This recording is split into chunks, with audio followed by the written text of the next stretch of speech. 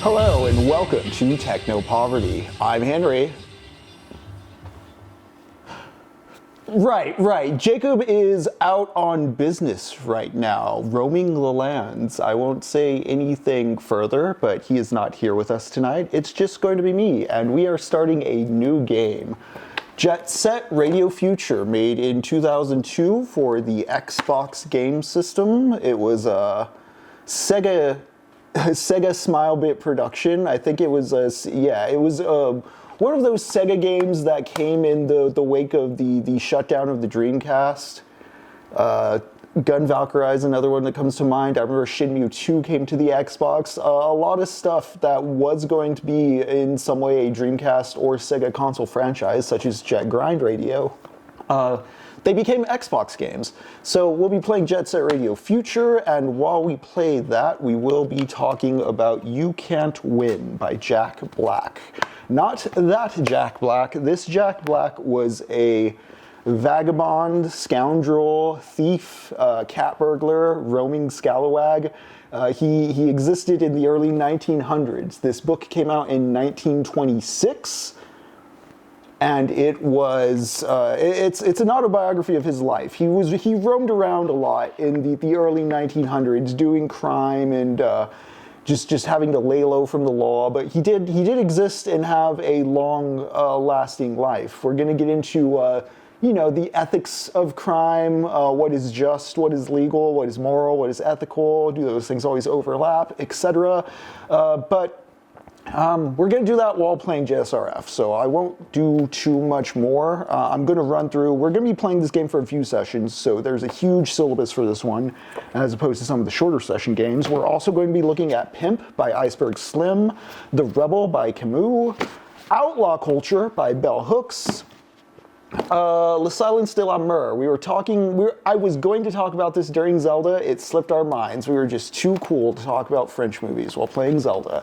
But Switchblade Sisters is another thing that's going to come in, as well as Gangs of New York, and maybe my favorite Hunter S. Thompson novel, maybe one of my favorite books of all time as far as like nonfiction and historical documents goes, Hell's Angels by Hunter S. Thompson. We're going to be talking a lot about outlaws and gangs and what is, again, legal, ethical, moral, these different classifications and categories. What does it mean to rebel? What is the concept of love? But without further ado, let's just get to the game, why don't we?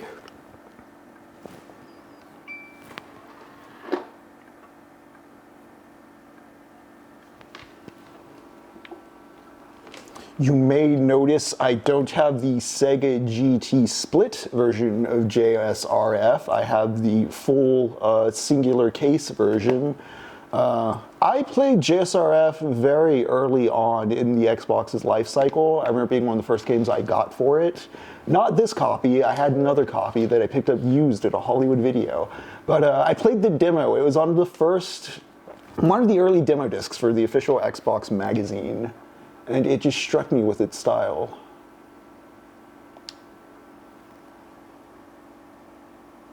And yes, Federal Ghoul is here in the chat. So Jacob is operating by remote tonight. Remote and text. So any questions for Jacob, send them that way. For those who aren't aware, Federal Ghoul is Jacob's personal. Mine is Drac Asnam. If you ever see that in the chat, sometimes we manage from afar. Graffiti is art. However, graffiti as an act of vandalism is a crime. Every state province has vandalism laws that apply to graffiti, and local entities such as cities and counties have anti-graffiti ordinances. Violation of these can result in fine, prohibition, yada yada. Don't do it.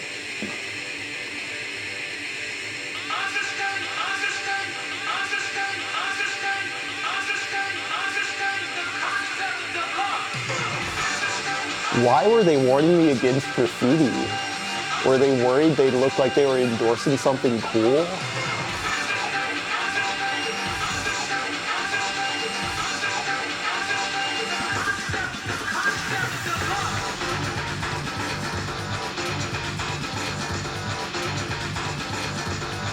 Yeah, I have a bachelor's in digital media production and a long-standing love of art and the humanities, basically. I've consumed a lot of movies, consumed a lot of books, done a lot of editing. And I'm just very interested in the concept of narrative and how it manifests in various mediums and forms.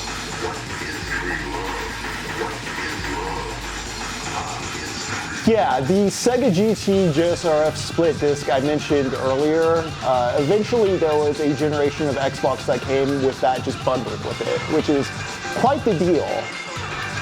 I'm not the biggest on racing games, but getting JSRF bundled with your Xbox is pretty radical.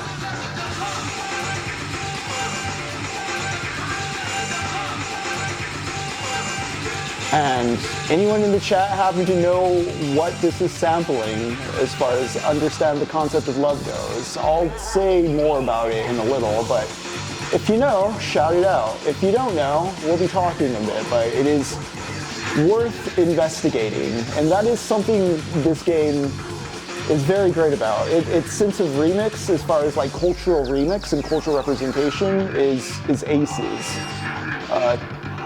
So much of it got me curious back in the day about what it was referencing or paying homage to, or if these places were real, what the real places were like. Let's go ahead and start. Go!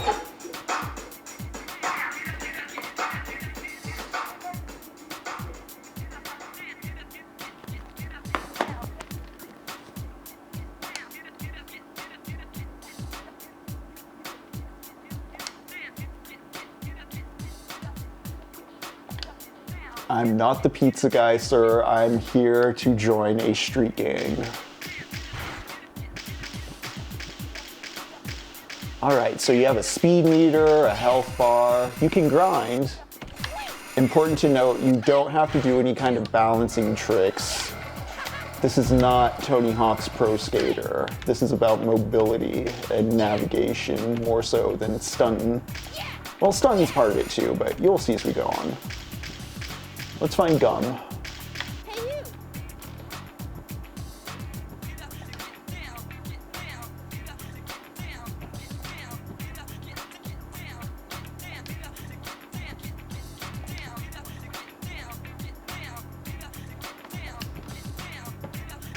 So I'm in a tutorial mode right now, which is the nicest gang initiation in fiction that you'll ever see.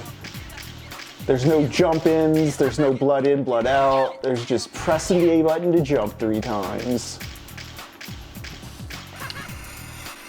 No harm has come to my person. They're just seeing if I'm cool and I know how to jump and grind. What a friendly group these GGs are. They're kind of the ideal homies in terms of it being a gang with none of the sociological trauma. Although this game's not completely hiding from sociology, it's actually quite versed in it. That was Stokely Carmichael, or Kwame Ture. That said, understand the concept of love in his Free Huey speech, and that is what is being referenced or sampled for that song. They're like, can you grind? Can you draw? Do you know how to party?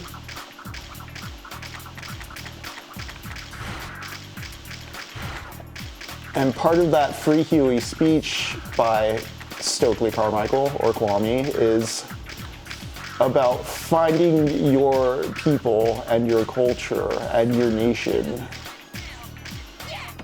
Wherever your people are, your home is. Which is a question we're going to investigate as we play this game. Who owns the streets? Who owns the culture? What is that all about in the first place? Why do we make trophies of culture and these weird listicle ways that don't really investigate the culture itself? You just kind of classify and commodify it.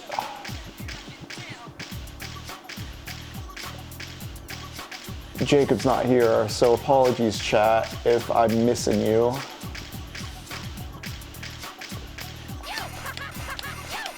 Another notable thing about Jet Set Radio Future is it is a remix of Jet Grind Radio, not necessarily a direct sequel, not necessarily a remake. It's got different aims, but it's going for the same culture. One thing it does do better, though, is it's focused more on mobility and speed and navigational technique. Jet Grind Radio was slower, and like when you got to the graffiti tags and did the tagging, it was more of a QTE minigame thing that was very annoying and momentum stopping. This streamlines it into a much funner experience. I do think it's the better of the two games. Looks like they accept me.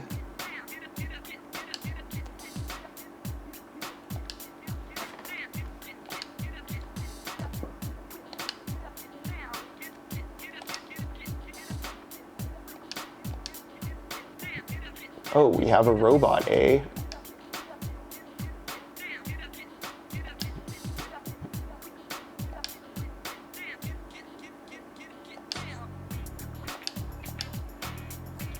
He does have some tutorial techniques I do actually want to learn because there's some hidden stuff I remember there being pretty useful as far as tech goes in this game.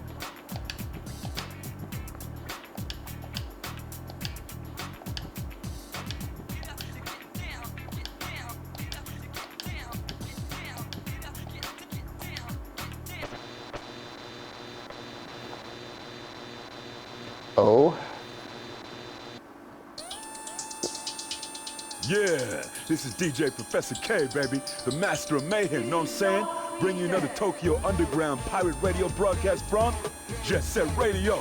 I'm gonna bust into your head through your cute little ears and blow your mind with my sexy voice and out-of-sight sounds. Those of you prone to nosebleeds should keep those tissues handy, suckers. Tokyo is being oppressed by the Rokkaku Group, a mega enterprise headed by Rokkaku Goshi. Rokkaku is using his money and influence to mess with everything. Industry, society, and even our culture. And he's even got his eyes set on City Hall. Lately, Rokkaku's been shaking down the government, passing that Rokkaku law crap, even buying off the police department. This law ain't nothing but garbage. It's just some selfish little punk's way of trying to show he's a big man. Rokkaku and his gang are trying to stomp out our culture left and right. They don't give a rip about our rights. All they care about is profit. So note from the start that the law enforcement culture is a privatized culture of militant cops. This is not a public institution. There's a group of young kids who can tear it up the streets. I'm talking about the Rudies. These kids are set out to bury Tokyo and graffiti. And now they're all wrapped up in their own little territorial tug-of-war. Also, I believe Rudies is a Jamaican term originally. The moment is the GGs.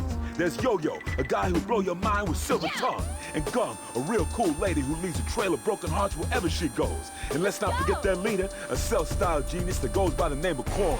These three in your garden variety street punk. Know what I'm saying?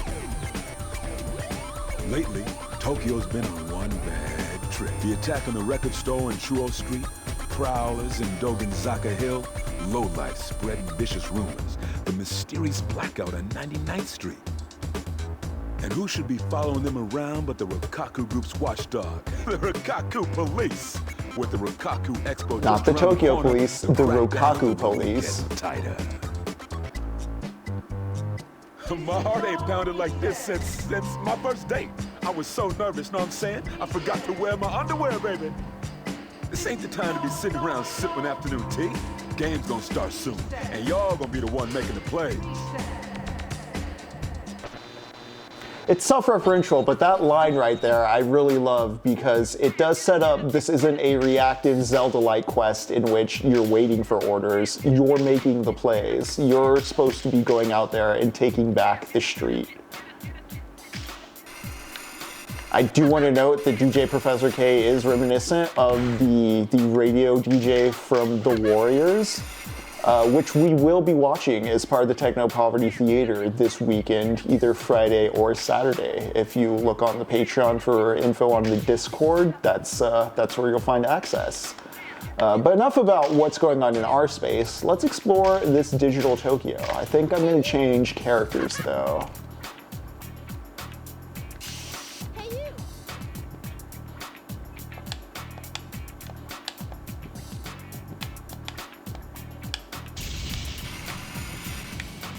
Sorry, I'm trying to see if there's any dialogue accelerant or if I'm being impatient.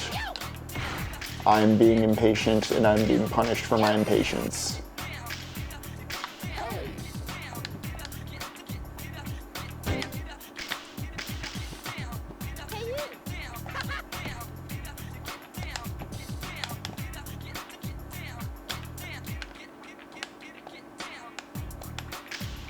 Alright, there's somebody messing around in Dogonzaga Hill. What's up, Corn?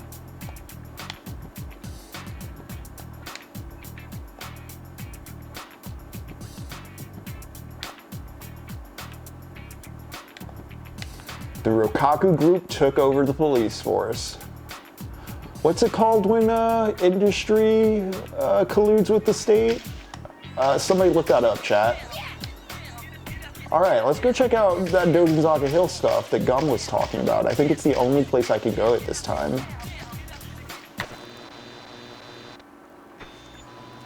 Yo, all right. Let's get this party started. I'll be your audience, so let's see what you got. Someone done stole the goddess of the streets, the statue of Dogonzaga Hill. I bet the punks who did this are the same ones who are spreading all them nasty rumors. Cover Dogonzaga Hill in graffiti and flush out those rumor-spreading scumbags.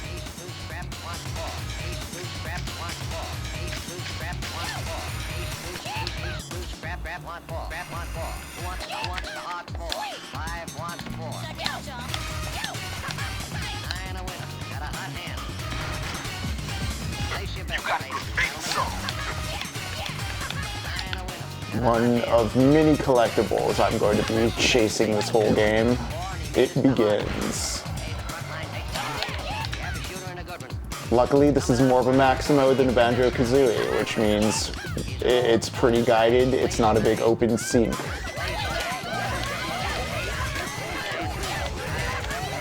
But the way it constructs a guided narrative while still feeling like a pretty open Tokyo, great stuff. That's video games.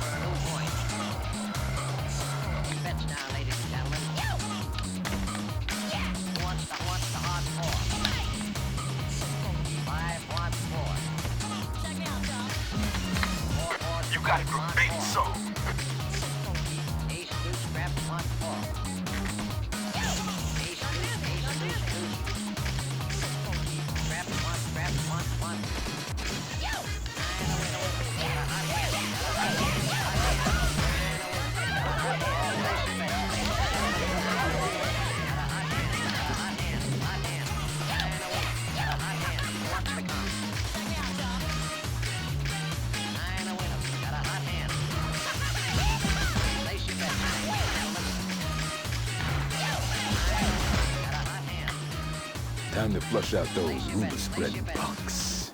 Oh, hey, look, it's the dude from the cover.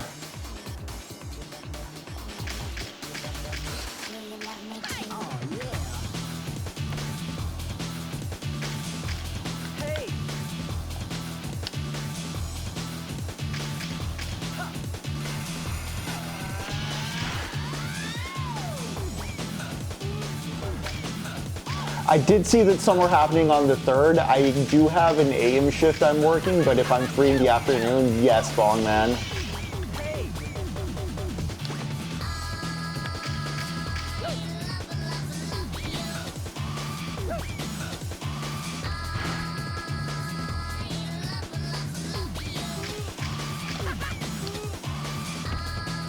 Speaking of, I did see that Congress is working on a Take It Down Act, which is a piece of legislation for stricter penalties on internet content. Intimate internet content is what it's claiming to be about, but really it's just a cover for harsher penalties that create more of a censorship environment through incentivizing erring on the side of taking things down. Who knows how much longer we're going to have a free internet?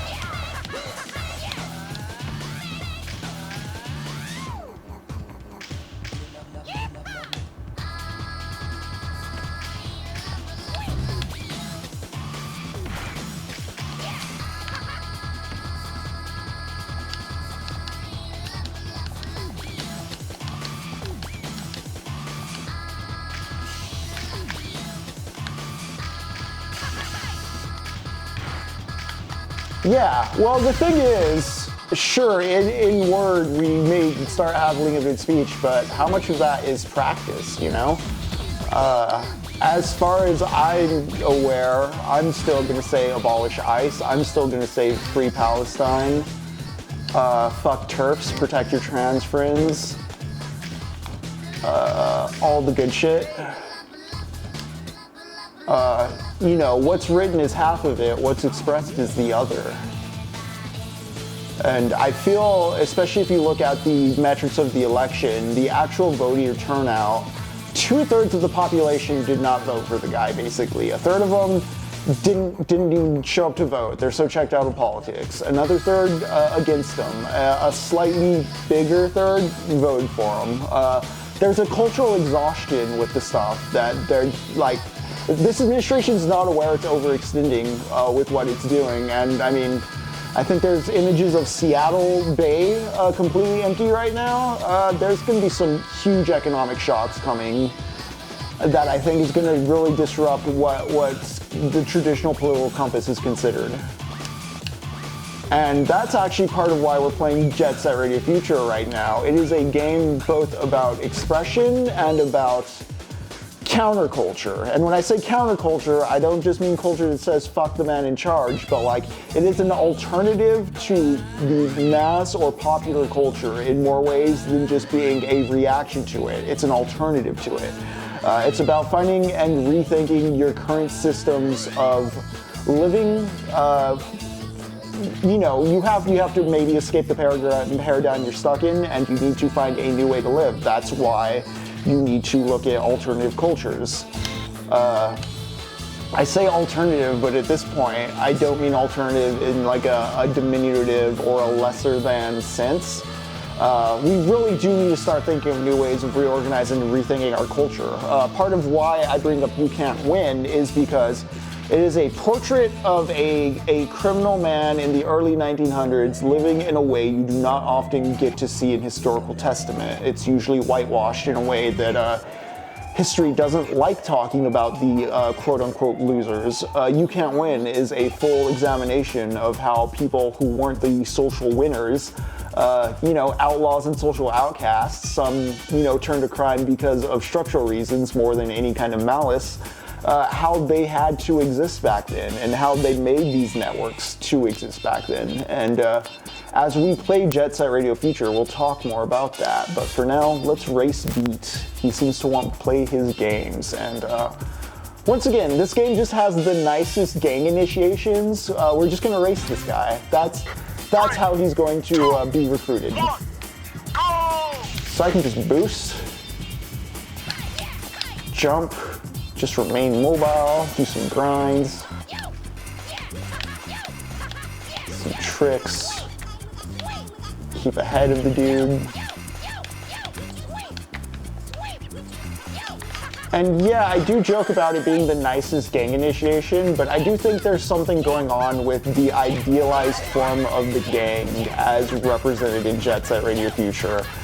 Jet Set Radio Future unabashedly acknowledges it is borrowing from Black American culture, such as hip-hop, and at the same time, it is taking what is called like Shibuya-ki. It's a 90s Japanese pop culture movement, heavily focused on like remix and parody, and kind of in hyper-exaggerating and satirizing the culture it's remixing. It's pointing out kind of like the fundamental good shit within it. When this game came out in 2002, it was already kind of a decade old, the style it was presenting, but that is the way with mass media. A lot of the new Hollywood movies of the 70s, while championed for being edgy for being movies, a lot of what they were talking about was shit that was more radical in the 60s. Funny I bring that up because the copy of You Can't Win I have sitting here on my desk has an intro by William S. Burroughs. You Can't Win came out in 1926. It was like a proto-punk, early American anarchist piece of literature that kind of got popular by word of mouth at first. William S. Burroughs championed it once he became a big literary figure. And it's sort of existed in reprint ever since. Hell yeah, we just did it.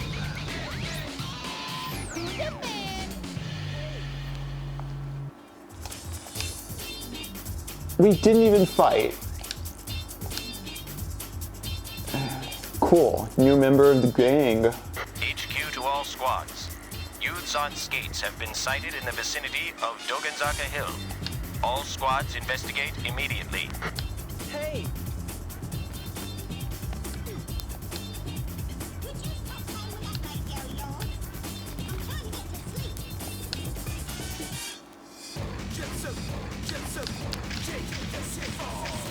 So it's interesting that they tutorialize me with a lot of stuff, but they give me the option to run away here. I think I can just retreat to the garage if I don't want to fight the cops. Let's use those pretty white shirts and do some serious art. But you know what? This is a work of fiction that no way represents my real beliefs. We're gonna fight the cops. And so you gotta knock them over, tag them,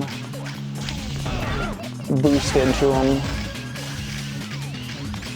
As you can see, they are adorned in a blank white outfit that you make colorful, and that stops them.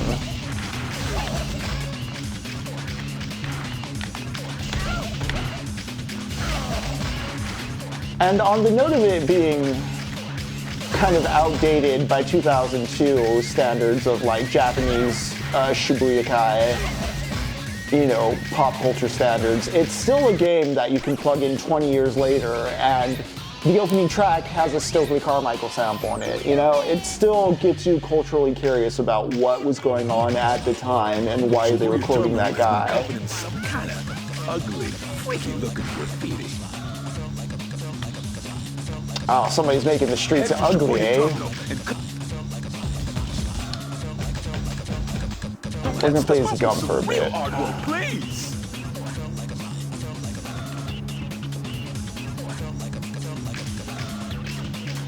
Let's go to Shibuya. I think gum is faster. When you're actually at the garage with Roboy switching things, you see their full stats.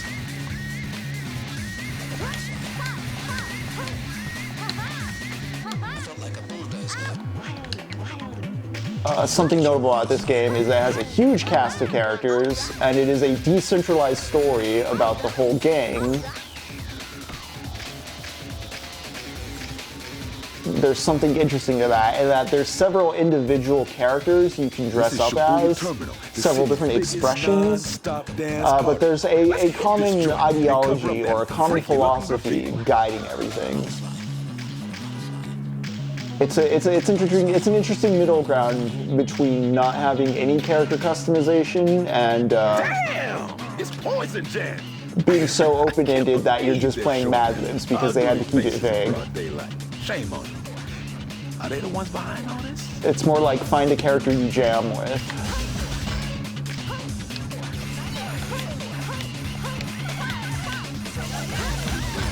You know, there's self-expression within the genre, but the genre still has rules. to talk about how it's the most idealized form of a gang, or the most idealized form of sort of the elements of hip-hop coalescing into identity formation. As a video game, Jet Set Radio Future really nails that. And it doesn't hide its references, and as the cast expands, you'll see there's a good amount of black people, women. It's a diverse cast. One of the reasons I don't understand nostalgists who complain about wokeness is because, you know, in 2002 I was playing stuff like this. I think it's extremely pathetic the way people have been whining about the Assassin's Creed character having the Assassin's Creed game having a black protagonist and such. Even like females in games, I was always a huge fan of Samus, Joe Valentine, Gum, Claire, etc. I'm receptive to criticism of gaming and do agree that there can be more active primary, you know, female protagonists, or just in general, like, better explorations of gender and performance in gaming. I'm not using these as an excuse to say we don't need to do any more.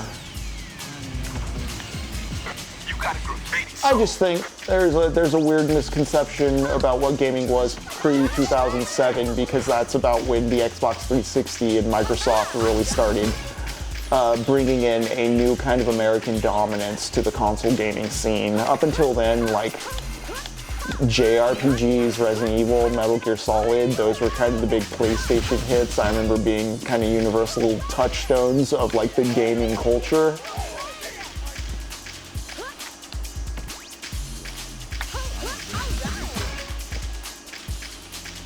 And so I guess that's also why I wanted to revisit this game.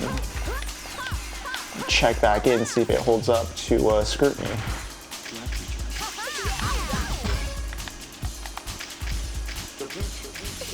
Much like You Can't Win, it is a picture of a moment in time.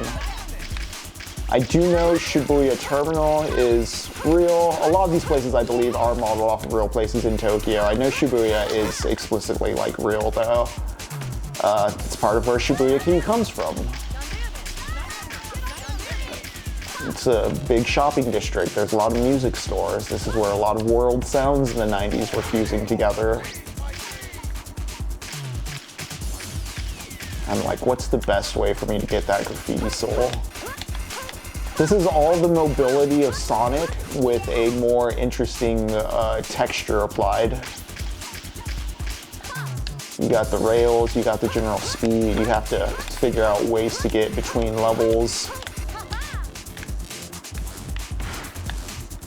You don't have the extremely dissonant furry aspects, which are why Sonic is endearing. I don't think those games are particularly excellent, but I think they persist in a way that showcases attitude that's very in line with Sonic as a character.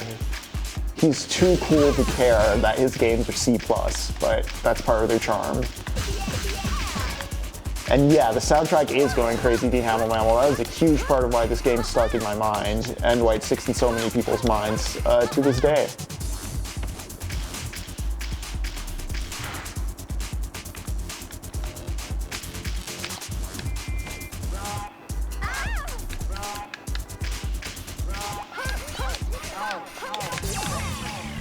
Also note that GTA 3 was around this time. I think it was a year earlier on the PS2.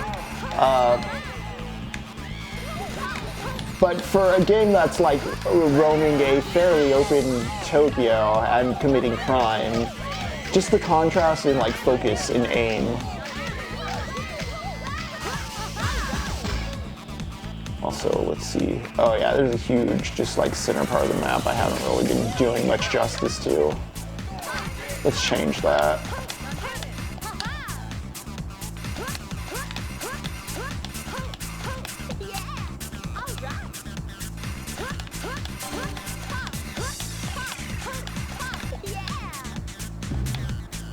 There's the secret tape.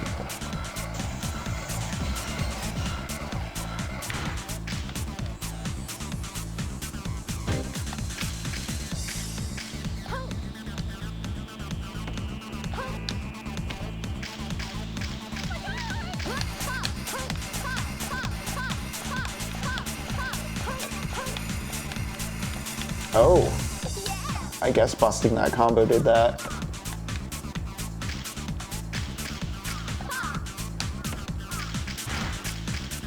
Oops.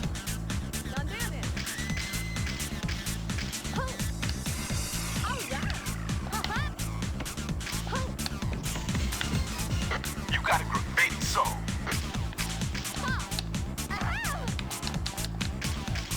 So those graffiti souls unlock little sub-quest missions you can do. I don't remember the full extent to the optional stuff, but as we move through, we will see what goes on. There's some characters I remember I really liked that you can only unlock through that kind of stuff, so we'll get there eventually.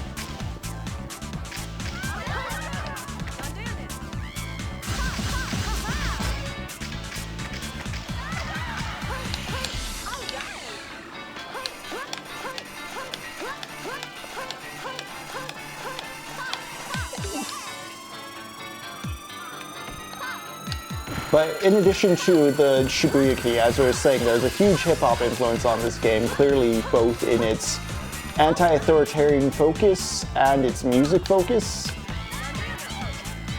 I mean, I think it was because of this game that I know the 4 elements of hip-hop are breaking, graffiti, DJing, and then there's the MC.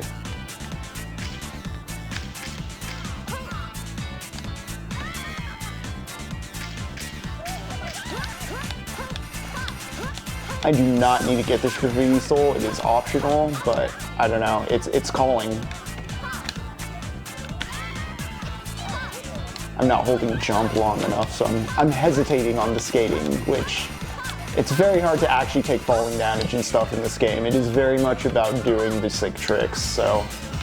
You got a graffiti soul. This isn't a Souls game where you're like that sensitive to the stuff.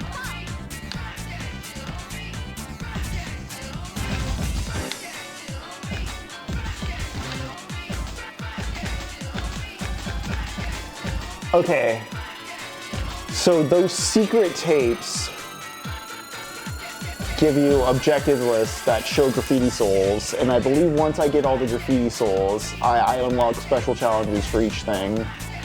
An air combo times 3, that's easy. 25 tricks, sure.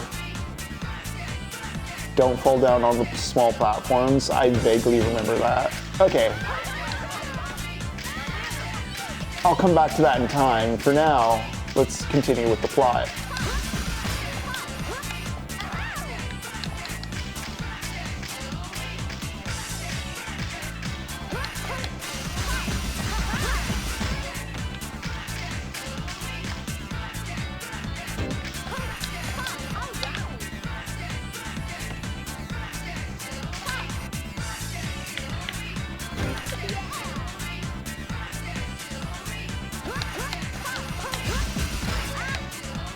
Ouch.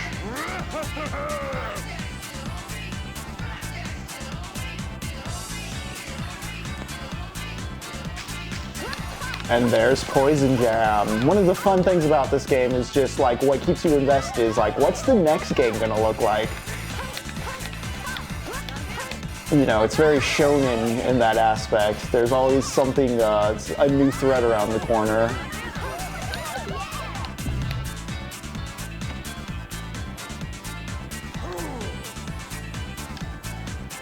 Like, even the challenges with the games aren't very focused on, like, your health bar running out of health. I don't even feel the need to go make up that small deficit I have right now because the challenge is going to be grinding in style, and it's, for lack of a better term, again, wholesome, idealized gang violence. The spirit of the expression and competition supplemented into a non-violent video game. Unless they're the Rokaku police.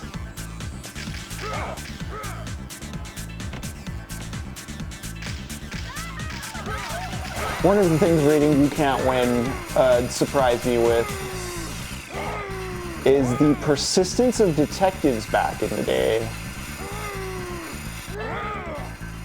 There's actually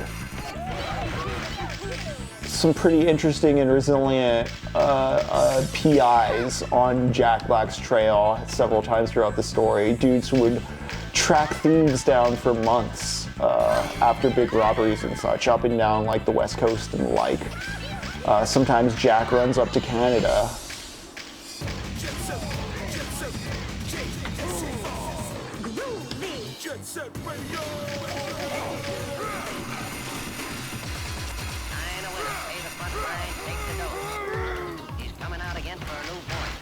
This is literally the first like rival gang you encounter, and as you can see, they're kind of showing you how to use rails and stuff to get up to elevated levels. As the game goes on, the levels get more multi-layered, and you kind of have to puzzle out how to grind up to things and such.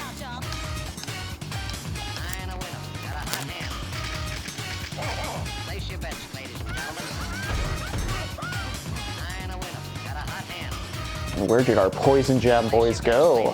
Oh?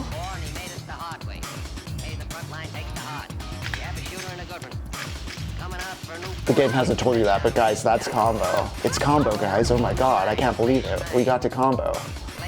I really like combo. He was my favorite character growing up, although I recognize now I was using him way too much when I was playing as a kid. It made me go through the game slower than I probably than was probably necessary.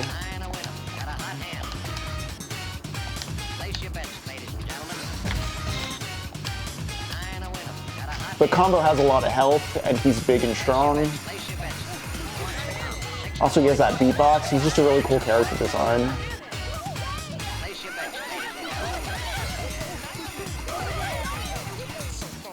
Combo was also in Jet Grind Radio, the original game, which I'll always remember because his intro, his level, was the level that the Dragula remix played on. Rob Zombie.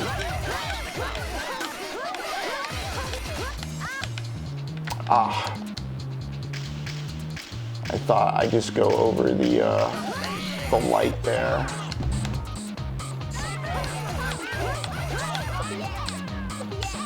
Coming out again for a new point. Bets down, ladies and gentlemen. Wants the hardcore.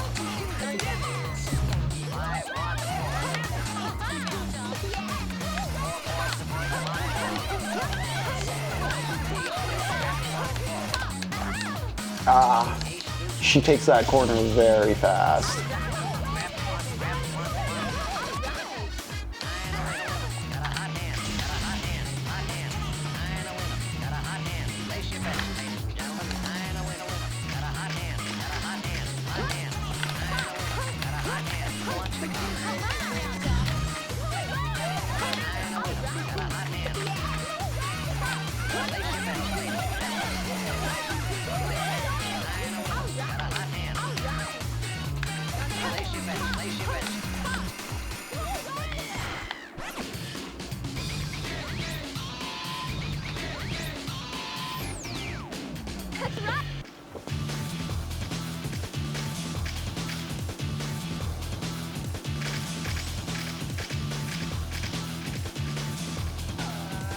Where are they headed?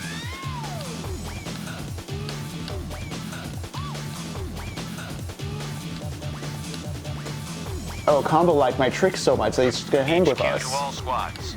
There are reports of youths skating near Shibuya Terminal. Not youth All skating. units in the area, please investigate. Repeat. All Yo, kid.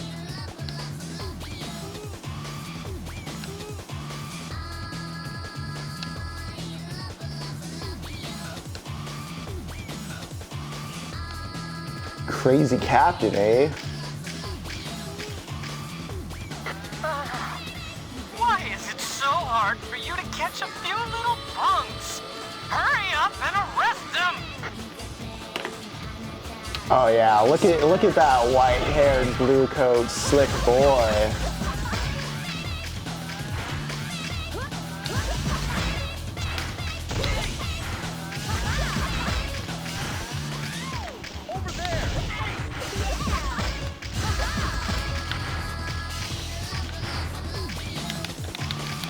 Oh, he's got some strength on him and a gun.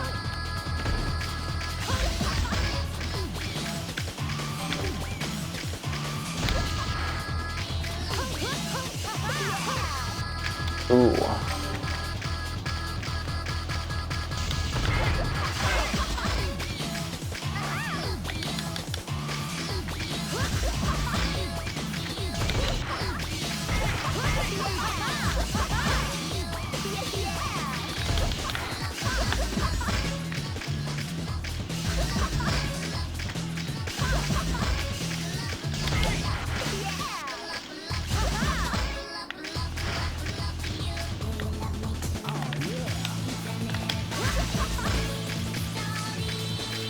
Is that it? No, no. Where's the last one? Okay, there we go. Graffiti is a crime punishable by death. D. Hamels, Mammal, you do make me wonder, what are some, there has to be more ACAB games, right?